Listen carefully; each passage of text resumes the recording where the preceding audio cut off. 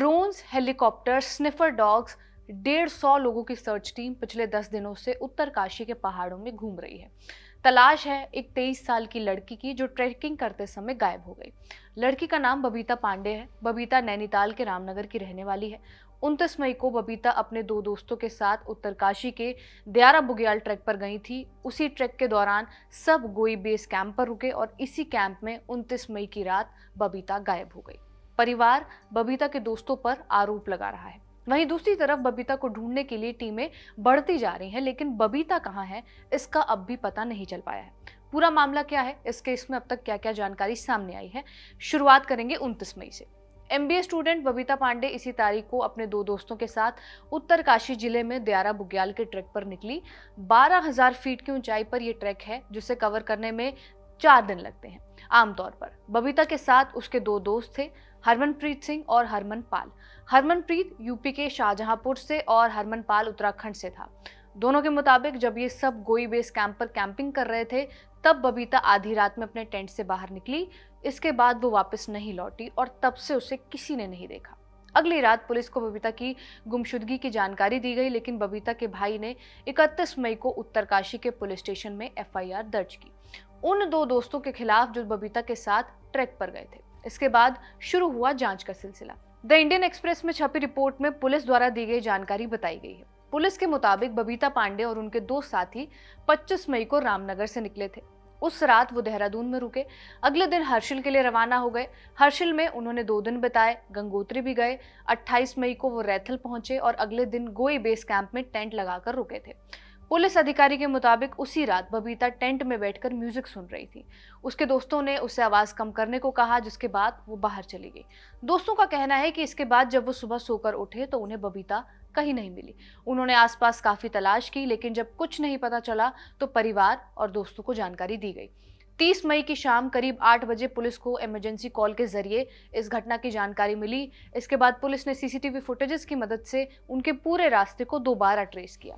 इसके अलावा जो शिकायत बबीता के भाई ने पुलिस को दर्ज करवाई उसमें यह बताया गया कि परिवार बबीता को खोजने के लिए अपने घर से उत्तरकाशी के भटवाड़ी तक आया था। वहां उन्हें पता चला कि उसकी बहन अपने दोस्तों के साथ दयारा बुग्याल गई थी। 29 मई की रात अंधेरा होने की वजह से वो अपने दोस्तों के साथ गोई में ही रुक गई थी, लेकिन उसके बाद से उसका कोई पता नहीं चल पाया है। हर्षित का शक है कि हरमनपाल और हरमनप्रीत ने उसकी बहन के साथ कुछ गलत किया है। इसीलिए उन्होंने पुलिस से अपील की है कि उनकी बहन बबीता पांडे को लापता दर्ज किया जाए और उसे खोजने के लिए जरूरी कार्रवाई की जाए। वहीं पुलिस ने अभी तक हरमनपाल और हरमनप्रीत को गिरफ्तार नहीं किया है। एक अधिकारी के मुताबिक पिछले 5 दिनों से पूछताछ चल रही है, लेकिन अब तक कोई ठोस सुराग नहीं मिला है। पांडे के लापता होने के बाद से करीब 150 लोगों की बड़ी सर्च और रेस्क्यू टीम लगातार बबीता को ढूंढने में लगी हुई है। जिला प्रशासन और पुलिस ने 2 ड्रोन भी लगाए, साथ ही 3 डॉग स्क्वाड की मदद ली गई। पुलिस, एसडीआरएफ, एनडीआरएफ, वन विभाग, आईटीबीपी, सेना और स्थानीय लोगों की कई टीमें बनाकर दयारा ट्रैकिंग इलाके में अलग अलग दिशाओं में तलाश की गई। उत्तरकाशी पुलिस ने पोस्टर भी जारी किया ताकि लोगों से कोई जानकारी मिल सके। एनडीआरएफ की टीम ने पहाड़ी इलाकों में खोज के लिए खास माउंटेन रेस्क्यू टीम भी लगाई। उन्होंने करीब 8 किलोमीटर के इलाके में घने जंगलों में दिन रात 4 दिन तक खराब मौसम के बावजूद तलाश की, लेकिन कुछ भी पता नहीं चला। इसके बाद टीम ने अपनी क्षमता की सीमा तक खोज करने के बाद ऑपरेशन फिलहाल रोक दिया है और रिपोर्ट प्रशासन को सौंप दी गई है। इसके अलावा गोताखोरों और नाव के जरिए भागीरथी नदी में भी सर्च ऑपरेशन किया गया। फोन ट्रेस करने की कोशिश की गई तो अभी भी बबीता की आखिरी लोकेशन जो है वो गोई बेस कैंप की ही बताई जा रही है। इसके अलावा ट्रैक कराने वाली एजेंसी भी जांच के दायरे में। दरअसल दयारा बुग्याल, जैसे कि हमने आपको बताया, कि एक फेमस ट्रैकिंग स्पॉट है। इसे आमतौर पर 4 दिन में पूरा किया जाता है और अगर आपको यहाँ जाना है तो यहाँ ट्रैकिंग के लिए आपको जिला इन्वायरमेंट डिपार्टमेंट से परमिशन लेनी होती है। इस मामले में जिस एजेंसी ने ट्रैक का इंतजाम किया था वो भी जांच के दायरे में है, क्योंकि आरोप ये है कि पास बनवाने के लिए उसने अलग अलग लोगों के डॉक्यूमेंट्स अपलोड किए थे। अधिकारियों का कहना यह है कि एजेंसी पिछले साल ही जिले में रजिस्टर हुई थी। उत्तरकाशी के जिला पर्यटन अधिकारी के जोशी ने मीडिया से बातचीत में बताया कि बबीता और उसके साथियों के नाम पर एक्सप्लोर उत्तरकाशी पोर्टल से कोई वैध ऑनलाइन पोर्टल परमिट जारी ही नहीं हुआ था। जांच में यह भी पता चला कि ट्रैकिंग एजेंसी ने नियमों को दरकिनार किया। रोजाना 150 ट्रैकर्स की तय सीमा से बचने के लिए एक एक्सपायर हो चुके परमिट पर बबीता और उसके दोस्तों के नाम चिपका दिए थे। जब उस परमिट के क्यूआर कोड को स्कैन किया गया तो उसमें पुराने ट्रैकर्स की जानकारी मिली, जिससे यह साफ हुआ कि फर्जी परमिट का इस्तेमाल किया गया था। इसी वजह से शुरुआत में यह पता लगाने में देरी हुई कि ट्रैकर्स कौन थे, उन्हें ले जाने वाली एजेंसी कौन सी थी। इन सब बातों के सामने आने के बाद प्रशासन ने रैथल की ट्रैकिंग एजेंसी प्रो माउंटेन का रजिस्ट्रेशन तुरंत सस्पेंड कर दिया।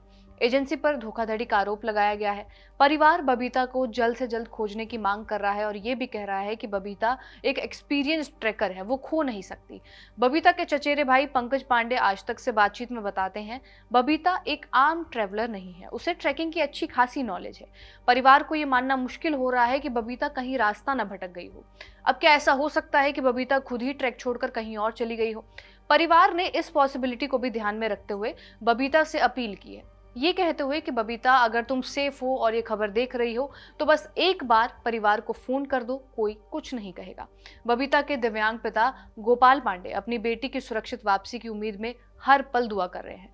पिता का कहना है, मेरी बस एक ही इच्छा है कि मेरी बेटी सकुशल घर लौट आए। उन्होंने बताया कि बबीता परिवार की सबसे बड़ी बेटी हैं, पढ़ाई में अच्छी रही हैं, एमबीए की पढ़ाई कर रही हैं और पढ़ाई के साथ साथ पार्ट टाइम नौकरी भी करती हैं। फिलहाल तलाश है बबीता की। इस केस में जो भी अपडेट्स होंगे वो हम आपको देते रहेंगे।